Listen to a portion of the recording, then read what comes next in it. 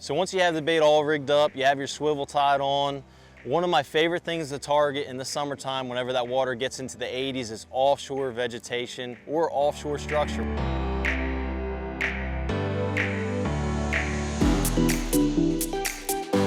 Whether it's man-made brush or natural brush. Right here behind me we have a pinch point. It kind of comes up, you have grass starting in about 6 feet of water coming all the way down to 12 feet. And that's one of the best places to throw this 10-inch power worm. It's really important to pay attention to all the little details.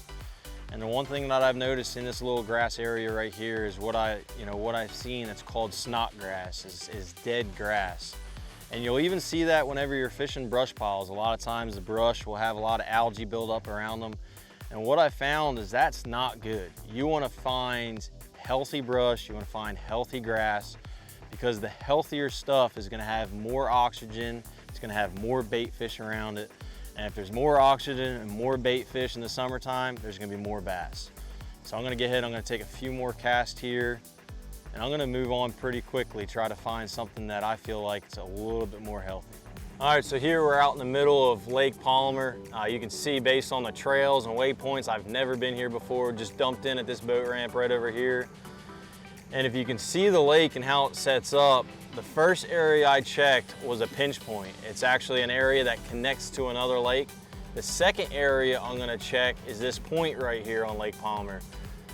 One thing that I realized is these are high percentage areas, and these are areas that I try to pick first. And generally, if you can't catch them on the high percentage areas, you need to move to a completely either different lake, a different portion of the lake.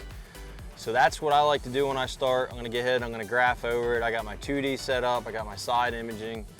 We're rolling up on the point right now. It's starting to come up. It went from about 18 feet, starting to climb right now. Generally, this hydrilla is gonna start in about 14, starting to pick up a little bit. Now let's see, it's really picking up heavy in 10 feet. And another cool thing too is a lot of times with these graphs, see, I can actually see a little bit right there. It got pretty heavy. A lot of times you can mark bait within the grass. That's another tip, another little key that helps you dissect and put that puzzle together.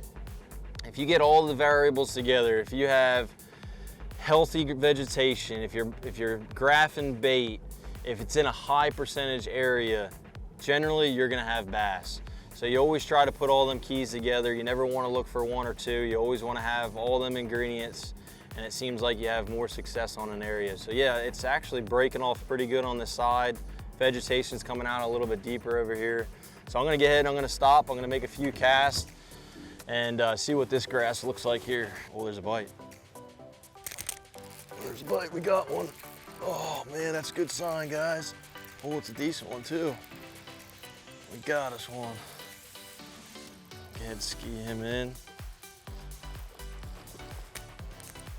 Sweet. Oh, baby.